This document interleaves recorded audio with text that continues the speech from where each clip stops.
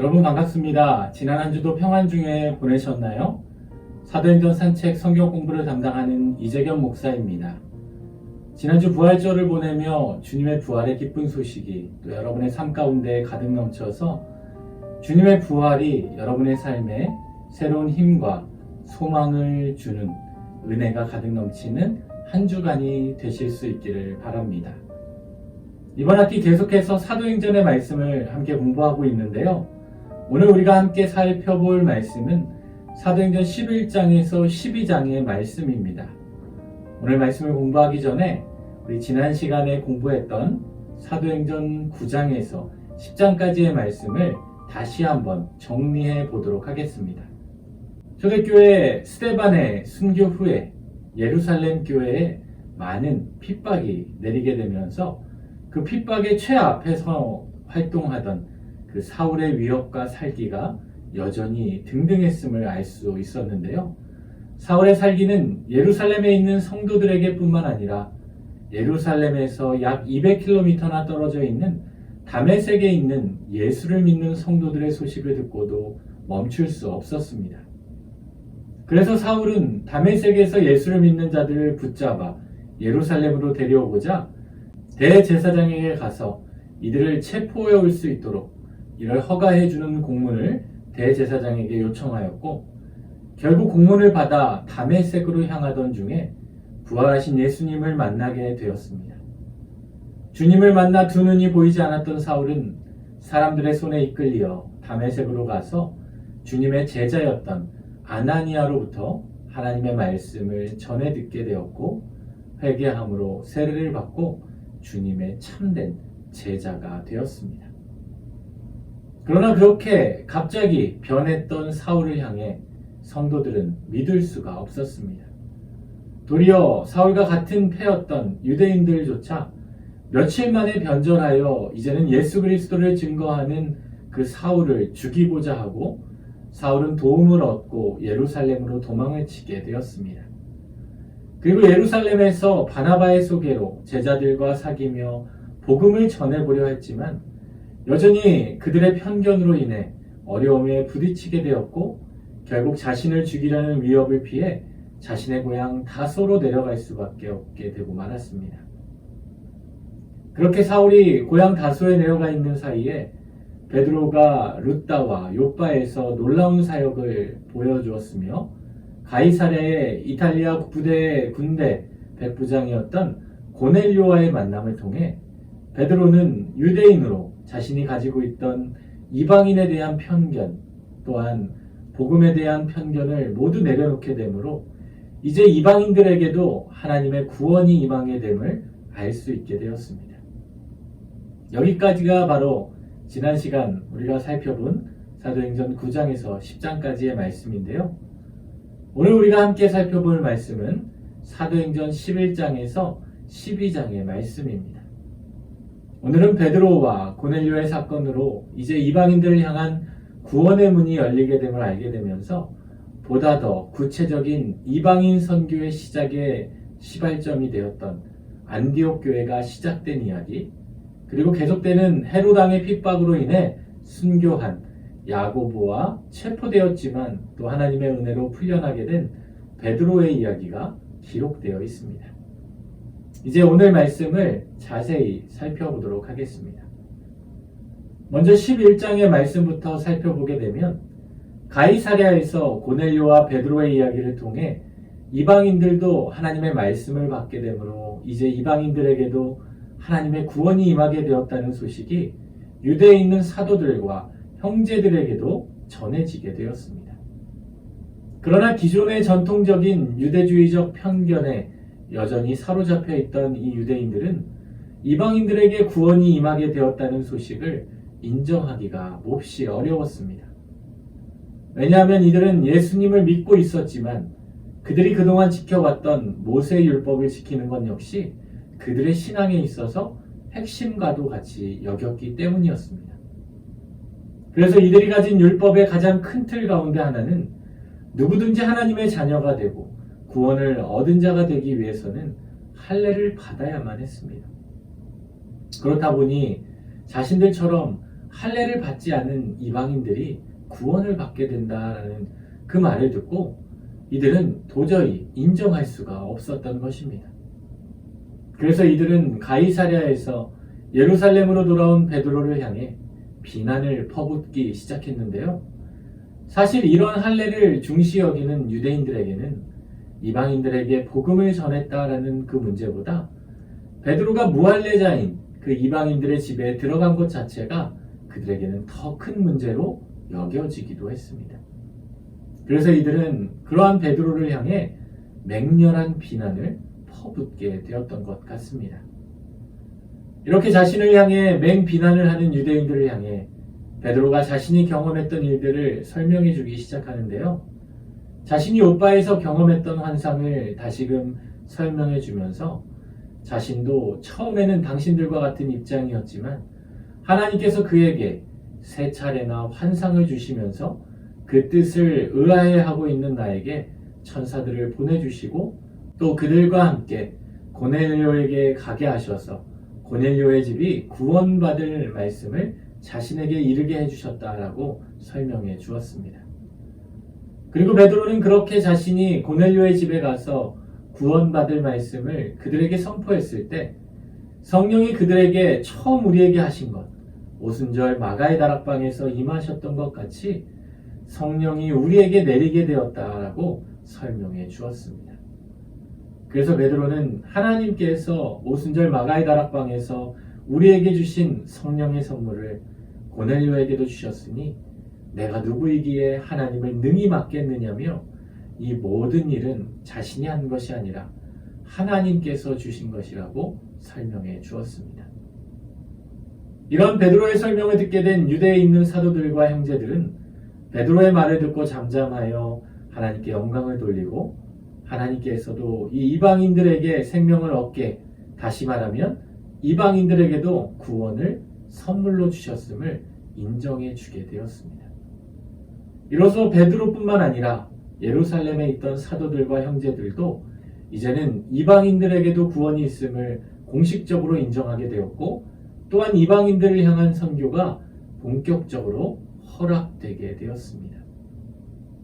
이런 말씀을 보면서 우리가 한 가지 생각할 수 있는 부분은 이방인들을 향한 구원이 열려 있는지 허락되는지 여부를 판단하고 결정하는 그 유대인들의 마음 가운데 여전히 복음에 대한 편견이 머물러 있었고 또한 그들이 판단하는 기준이 결코 본질적인 복음 자체가 아닌 비본질적인 형식과 관습 때문이었음을 알 수 있게 됩니다.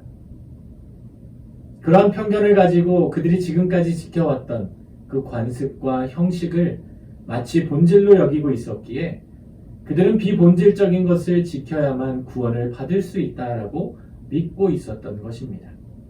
17세기에 독일의 신학자였던 루퍼투스 멜레니우스는 유럽의 30년 전쟁이 일어나 그 유럽이 피로 물들어 있을 때 다음과 같은 유명한 말을 남겼습니다.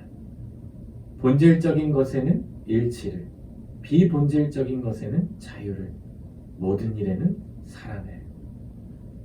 때로는 우리가 믿음 안에 살아가면서도 본질이 아닌 비본질적인 것으로 다른 사람의 믿음을 평가하고 판단할 때가 있다라는 것입니다. 오늘 우리의 삶 가운데에도 이런 일들이 때론 일어나곤 합니다. 본질이 아닌 것에 때론 목숨을 걸기도 하고 더 소중히 여기기도 할 때가 있다는 것이죠. 이는 믿음의 삶에도 동일하게 나타나곤 하는데요. 우리는 본질적인 일에는 일치를, 그리고 비본질적에는 관용과 자유와 사랑을 더 품을 수 있어야 합니다. 오늘 사도행전을 함께 공부하는 저와 여러분의 믿음 가운데에도 우리가 본질이 아닌 일들에 대해 자유의 마음과 사랑의 마음으로 바라보는 관용의 마음이 자랄 수 있기를 소망합니다. 그렇게 예루살렘의 사도들이 이방인들에게도 구원이 있음을 인정하는 그때에 스데반의 순교로 인해 예루살렘에 일어난 핍박으로 열방으로 인해 흩어진 자들이 베니게와 구브로와 안디오까지 이르러 유대인들에게만 말씀을 전하게 되었는데요. 베니게는 오늘날 이스라엘의 북서쪽에 위치한 레바논 지역으로 페니키아라고 불렸던 지역이었습니다. 이 지역에는 두로와 시돈이 있는 지역을 나타내주고 또 구브로는 오늘날 지중해에 있는 키프로스 섬으로 바나바의 고향을 나타내주고 있습니다. 또한 안디옥은 오늘날은 터키 지역이지만 과거에는 수리아에 속한 지역으로 예전에 로마의 3대 도시 가운데 하나였던 도시였습니다. 그런데 이들이 그렇게 이방 지역으로 흩어졌음에도 처음에는 이방 지역에 거주하던 유대인들에게만 말씀을 전파하였습니다. 이것은 그들에게도 여전히 복음에 대한 편견이 남아 있었기 때문이었습니다. 그런데요, 이들 가운데 구브로와 구레네 몇 사람은 안디옥에 이르러 헬라인에게도 주 예수를 전파하게 되었습니다. 여기서 구브로는 앞에서 언급했듯이 지중해 사이프러스 섬이었고 구레네는 북아프리카 리비아의 수도 트라폴리 지방으로 우리가 잘 알고 있는 예수님의 십자가를 대신 지었던 구레네 시몬의 고향이기도 한데요. 구브로와 구레네에서 온 몇 사람이 안디옥 지역에 이르러서 이제는 유대인들뿐만 아니라 헬라인에게도 주 예수 그리스도를 전하기 시작했다라는 것입니다. 이 말씀은요, 예수님을 통해서 그리고 빌립과 베드로를 통해서 부분적으로 이방인들에게도 복음이 전해지기도 했지만 이렇게 이방 땅에서 헬라인들에게 복음이 본격적으로 전해지기 시작했다라는 기록으로 성령 충만함을 입어 얻게 된 그 권능으로 이제는 인종적인 경계가 무너져 가고 있는 모습을 확인할 수 있게 됩니다. 그리고 그렇게 이방인들에게 복음이 전해지는 그 자리에 주의 손이 그들과 함께하여서 수많은 사람들이 믿고 주님께로 돌아오게 되는 놀라운 역사를 이루게 됨을 알 수 있게 됩니다. 이렇게 해서 이방인 지역인 안디옥에 교회가 세워지게 되었습니다. 초대교회 역사 자료에 의하면 이때 모이기 시작한 안디옥 교회 성도들이 나중에는 약 2만 5천 명이 될 정도로 놀라운 부흥을 이루게 되며 또 이 교회는 세계 선교를 위해 중추적인 역할을 감당한 교회로 성장하게 되었음을 살펴볼 수 있게 됩니다. 이처럼 처음에는 몇 명의 사람들로 시작되었지만 본질적인 복음에 집중하여 비록 이방 지역, 이방인들일지라도 복음을 증거하는 그 자리를 우리 하나님께서는 흥왕케 하시는 놀라운 은혜를 더해 주셨다라는 것입니다. 그렇게 이방 지역에 이방인들을 위한 안디옥 교회가 세워지게 되고 부흥하게 되자 예루살렘 교회도 안디옥 교회의 놀라운 소문을 듣게 되었습니다.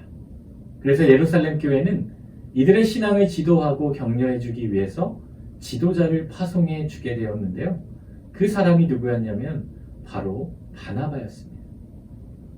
예루살렘 교회에는 많은 사도들이 있었는데 왜 예루살렘 교회가 바나바를 파송했을까?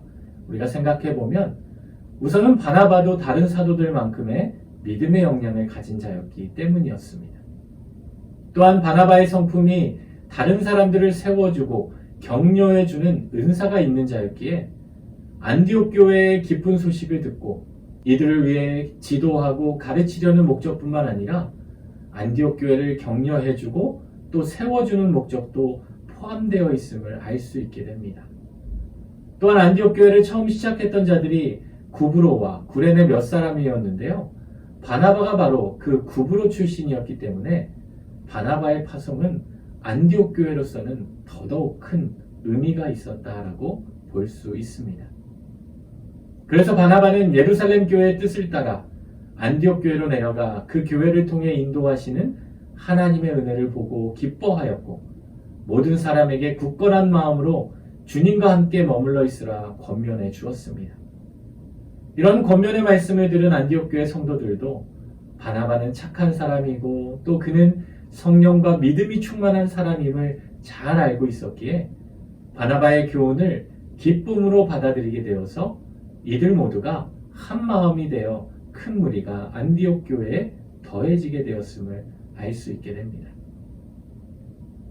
그렇게 교회가 성장하고 많은 무리들이 더해지게 되는 기쁨 가운데 있었지만 바나바의 마음 한구석엔 아픈 새끼손가락과 같은 사람이 남겨져 있었습니다.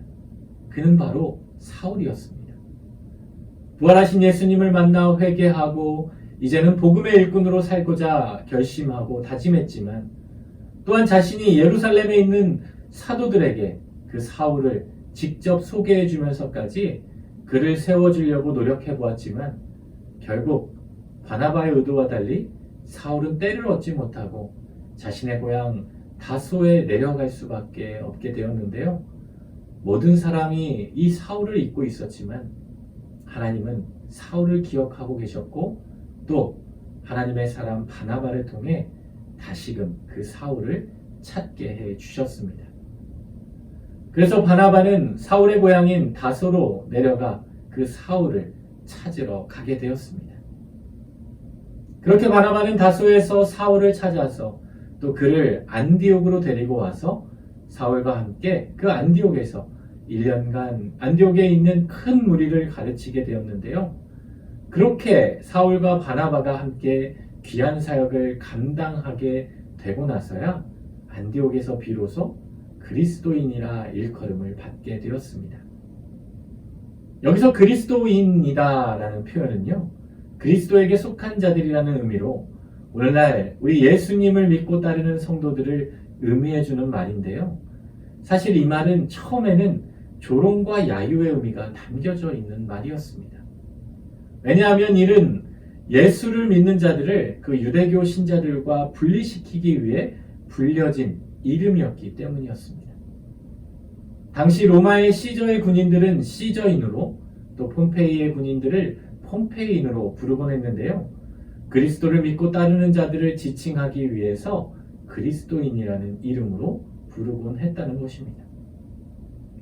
그러나 이러한 유대인들과 구분하기 위해 그리스도를 따르는 자들이라는 그런 부름이 후대에는 그리스도를 온전히 믿고 따르는 사람을 나타내는 존귀한 이름의 의미로 사용되어지게 되었습니다. 여러분은 다른 사람들에게 무엇으로 불려지고 계십니까? 또 무엇으로 여러분의 이름이 불려지기를 원하고 계신가요? 우리의 인생이 그 어떠한 화려한 수식어나 화려한 이력들보다도 예수 그리스도를 온전히 믿고 따르는 그리스도인으로 불려지기를 기뻐하는 인생이 되실 수 있기를 바랍니다. 이렇게 안디옥 교회에 흥왕하는 소식을 듣게 된 예루살렘에 있던 선지자들도 안디옥에 이르게 되었는데요. 그들 가운데 한 사람이 일어나서 성령으로 말하여 글라디오 때 천하에 큰 흉년이 들게 될 것이라고 말해 주었습니다. 그러자 이 소식을 들은 안디옥 교회의 제자들이 이런 말을 듣고 또 각각 그 힘대로 유대에 사는 형제들을 걱정하며 그 유대에 사는 형제들을 돕기 위해서 그 힘든 가운데에서도 서로 부조를 모아 예루살렘 교회에 부조를 보내기로 작정하고 이를 위해 바나바와 사울의 손으로 예루살렘 교회로 보내주게 되었습니다. 이러한 모습을 통해 유대인들이 이방인들에게 구원이 있음을 인정해 주었을 뿐만 아니라 이제는 그동안 무시당했던 그 이방인 성도들도 자신들을 무시했던 그 유대인 성도들을 인정해 주기 시작했음을 알 수 있는데요. 이를 통해 유대인들이 중심인 예루살렘 교회나 또 이방인들이 중심인 안디옥 교회가 비록 거리가 멀고 떨어져 있고 구성원도 다르지만 영적으로 하나가 되어 가고 있음을 알 수 있게 됩니다. 이렇게 교회는 영적으로 하나가 되어 가고 있었지만 여전히 교회를 향한 핍박은 계속되고 있었는데요.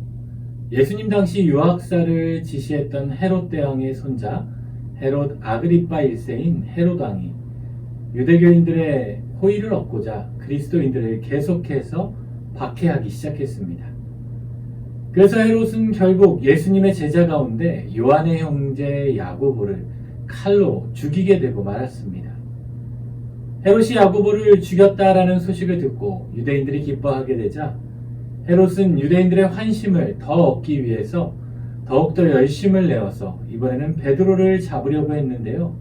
그때가 마침 무교절이었습니다.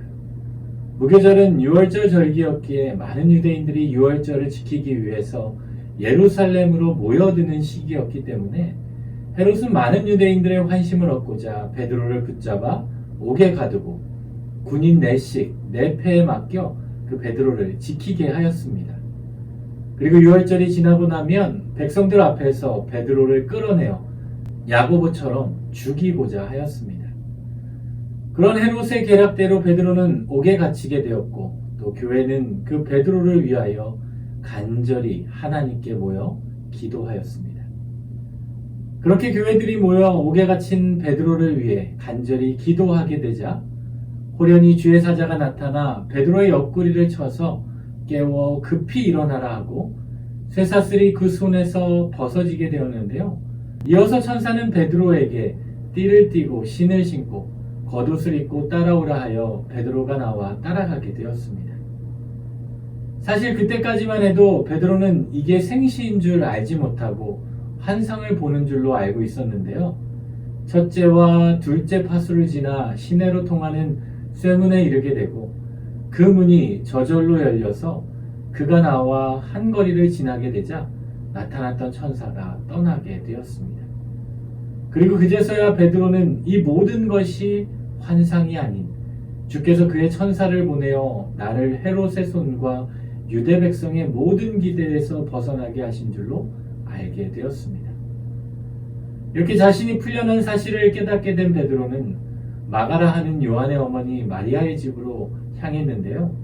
그가 그곳으로 향했던 것은 그곳에서 사람들이 모여서 자신을 위해 기도하고 있었음을 알고 있었기 때문이었습니다.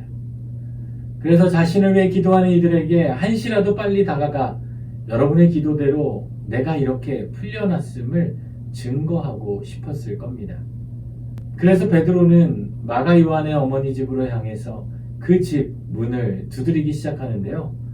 그 집에 로데라 하는 여자아이가 누군가 문을 두드리는 소리를 듣고 달려나갔다가 그 음성이 베드로인 줄로 알고 기뻐하여 문을 열어줄 새도 없이 집 안으로 다시 달려들어가 기도하고 있는 이들에게 베드로가 지금 대문 밖에 서 있다라고 외치게 되었습니다. 그러자 방 안에서 베드로를 위해 기도하고 있던 사람들은요, 그러한 로데를 향해 내가 미쳤다라며 오간에 갇힌 베드로가 문 밖에 있을 리가 없다고 말해 주었습니다. 그러자 로데는 다시 한번 그들에게 지금 문 밖에서 문을 두드리는 사람은 분명히 베드로라고 이야기하자 그렇다면 그것은 베드로가 아니라 베드로의 천사일 것이라고 사람들은 이야기했습니다. 당시 유대인들은요, 각 사람마다 그 사람을 지키는 수호 천사가 있다고 믿었었는데요. 지금 문 밖에서 문을 두드리는 사람도 베드로가 아닌 그의 수호 천사일 것이라고 믿고 있었다라는 것입니다. 그렇게 로데와 집 안에 있던 사람들이 이야기를 주고받는 사이에도 문 밖에서 베드로는 계속해서 문을 두드리고 있었습니다. 그러자 이번에는 집 안에 있던 제자들이 그 소리를 듣고 직접 그 문을 열게 되었고 그제서야 문을 두드리는 사람이 바로 진짜 베드로였음을 깨닫고 베드로를 보고 이들은 놀라게 되었습니다. 이런 말씀을 우리가 접하게 되면서 우리는 과연 무엇을 믿고 기도하고 있는지를 돌아보게 됩니다. 제자들의 경우에는 베드로가 붙잡히게 되자 베드로가 풀려나기만을 간절히 모여서 기도하고 있었지만 막상 베드로가 그들의 기도의 응답대로 풀려나서 그들 앞에 나타났음에도 불구하고 이를 믿지 못하며 로데라 하는 여자아이를 미쳤다라고 하고 그를 베드로가 아닌 베드로의 천사라고 이야기하고 말았다라는 것입니다. 이는 우리가 하나님께 간절히 기도하고 있었지만 때로는 하나님께 기도하면서도 이 간구를 하나님께서 들어주실 것이라는 믿음 없이 맹목적으로 또한 형식적으로 간구하고 있음을 보여주고 있는 것입니다. 오늘 함께 성경 공부에 참여하고 있는 여러분들은 어떠하신가요? 하나님께 여러 가지 기도 제목을 가지고 우리가 하나님께 부르짖으며 하나님께 나아가면서도 우리는 하나님께서 우리의 기도를 들어주실 것이라는 온전한 믿음을 가지고 간구하고 있으신가요? 아니면 그냥 형식적으로 설마 이런 기도까지 들어주시겠어? 라는 마음으로 여전히 믿지 못하고 간구하고 있진 않으신가요? 하나님께서는 우리의 모든 간구를 들어주시고 우리의 모든 간구에 응답해 주시는 분이십니다. 그렇게 우리는 하나님께서 온전히 우리의 기도를 들어주신다라는 믿음을 가지고 하나님께 그 믿음으로 간구하며 나아갈 수 있어야 합니다. 오늘 함께 성경 공부에 참여하는 모든 분들이 하나님께서 우리의 간구를 들어주시고 이루어 주실 것이라는 온전한 믿음으로 하나님께 간구하며 나아가는 저와 여러분이 되실 수 있기를 바랍니다. 그렇게 풀려나서 제자들을 만난 베드로는 주님께서 자기를 이끌어 옥에서 나오게 하던 일을 설명해주고 야고보와 형제들에게 이 말을 전하라 하고 떠나 다른 곳으로 가게 되었습니다. 여기서 한 가지 궁금해야 할 수 있는 부분은 헤롯에 의해 야고보가 죽어서 순교하게 되었는데요. 지금 말하고 있는 이 야고보는 누구를 가리키고 있는 것일까요? 헤롯에 의해 순교했던 야고보는 예수님의 12제자 중 한 명이었던 제자 야고보였습니다. 그리고 지금 베드로가 말하고 있는 이 야고보는 예수님의 친형제인 야고보를 가리켜 줍니다. 예수님의 형제였던 야고보는 예수님과 함께 생활했지만 예수님의 생전에는 예수님이 참 메시아이심을 깨닫지 못하다가 부활하신 예수님을 목격한 이후 주님의 참된 제자가 되어서 이후에 야고보서의 말씀까지 기록하게 되었습니다. 이처럼 주님의 부활하신 놀라운 사건은 예수님을 핍박하던 사울뿐만 아니라 예수님의 형제 야고보도 주님의 참된 제자가 되게 해주는 놀라운 능력을 나타내 주었음을 알 수 있게 됩니다. 그렇기 때문에 우리들도 삶 가운데 부활하신 예수님을 만남으로 우리의 삶에 주님이 주시는 놀라운 능력을 경험하며 살아갈 수 있어야 합니다. 지난밤 가운데 베드로가 풀려난 줄을 알지 못했던 군인들은 날이 새어 베드로가 사라지게 되었음을 깨닫게 되었고 적지 않게 소동이 일어나게 되었습니다. 이에 헤롯도 베드로의 소식을 듣고 그들을 향해 당장 베드로를 찾아내라며 파수꾼들을 신문하고 죽이라고까지 명령하게 되었습니다. 이는 로마의 법에 의하면 죄수가 탈옥하게 되면 그 죄를 지키던 파수꾼들이 탈옥한 죄수의 형벌을 대신 지게 되어 있기 때문이었습니다. 그리고 나서 헤롯은 유대를 떠나 가이사랴로 내려가 머물게 되었습니다. 이후 계속해서 헤롯의 패역한 모습이 등장하고 있는데요. 그렇게 가이사랴로 내려간 헤롯은 자신의 관할 지역이 아닌 이번에는 두로와 시돈 사람들을 대단히 노여워하게 되었습니다. 두로와 시돈은 유다 땅이 아닌 레바논에 속한 지역으로 페니키아의 주요 항구로서 상업과 무역이 발달한 지역이기도 한데요. 그 지역에서 나는 백향목과 잣나무 목재가 아주 귀한 재료였기 때문에 이들은 이 목재를 가지고 무역을 통해 식량을 얻어 살아가곤 했습니다. 그래서 헤롯이 통치하는 지역과 이들은 끊임없는 무역을 통해서 그들의 식생활을 유지하곤 했는데요. 그런 두로와 시돈과 상호 간의 무역으로 분쟁이 발생하게 되자 그들은 헤롯 왕국에서 나는 양식을 먹고 살아가야 했기 때문에 헤롯의 노여움을 풀기 위해 한 마음으로 나와 왕의 침소를 맡은 신하 블라스도를 설득하여 화목하기를 청하게 되었습니다. 이는 헤롯의 노여움을 풀어서 다시 예전과 같은 무역을 통해 그들의 식량을 공급받기 위해서였습니다. 그렇게 자신에게 고개를 숙이며 청하는 이들을 향해 헤롯은 나를 택하여 왕복을 입고 단상에 앉아서 연설을 하게 되자 백성들은 그런 헤롯을 보며 크게 부르고 이것은 신의 소리요 사람의 소리가 아니라고 하고 헤롯은 백성들이 자신을 높이는 소리를 듣고 영광을 하나님께 돌리지 아니하게 되었습니다. 이는 고넬료의 환대를 받으면서도 나도 당신과 같은 사람이라며 겸손한 모습을 보였던 베드로의 모습과도 너무나 대조되는 장면인데요. 이로써 헤롯은 결국 주의 사자가 쳐서 벌레에게 먹혀 죽음에 이르게 되고 말았습니다. 그러나 이런 헤롯의 쓸쓸한 결말과는 달리 하나님의 말씀은 계속해서 흥황하게 되고 더하여지게 되고 바나바와 바울도 안디옥 교회 성도들이 예루살렘 교회를 향해 준비했던 부조를 잘 전해주게 되었고 또 마가 요한을 데리고 안디옥으로 돌아가게 되었습니다.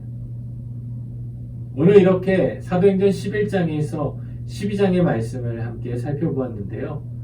본격적인 이방인 선교의 시작으로 인해 안디옥 교회가 본격적으로 시작하게 되었고 여전히 예루살렘의 사도들을 향한 핍박이 계속되고 있었지만 그 핍박 가운데서도 하나님께서는 은혜를 베풀어 주시고 또 성령의 기름을 부어 주셔서 이들을 구원해 내시고 하나님의 교회를 흥왕하게 하는 놀라운 일을 찾아볼 수 있게 되었습니다. 특별히 안디옥 교회의 놀라운 성장과 사역들을 통해 바나바와 사울이 그 땅 가운데 머물면서 제자들이 안디옥에서 비로소 그리스도인이라 일컬음을 받게 되었음을 알 수 있었는데요. 예수를 믿는 우리 그리스도인들이 어떠한 삶을 살아가게 될 때 우리가 그 땅에서 티가 나게 되는지를 살펴볼 수 있었습니다.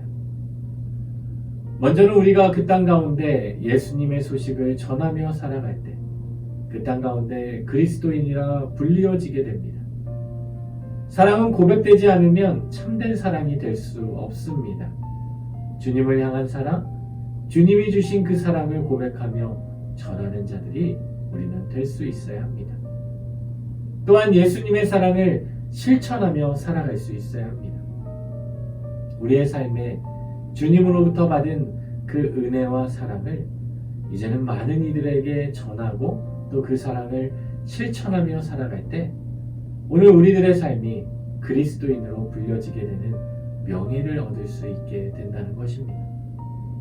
이번 한 주간도 사도행전 말씀을 함께 공부하는 저와 여러분의 삶이 안디옥 교회 성도들과 같이 삶 가운데 그리스도인으로 불려지게 되므로 우리의 모든 삶이 예수 그리스도 그 이름의 능력을 힘입어 살아가는 은혜로운 한 주가 되실 수 있기를 우리 주님의 이름으로 축원합니다. 기도하겠습니다. 사랑의 하나님, 오늘도 사도행전 말씀을 함께 공부했습니다. 우리의 삶 가운데 또 하나님이 주신 그 말씀을 더 전하고 증거함으로 저희들도 주님의 증인으로 살아갈 수 있는 은혜로운 삶이 되게 하여 주옵소서. 예수님의 이름으로 기도드립니다.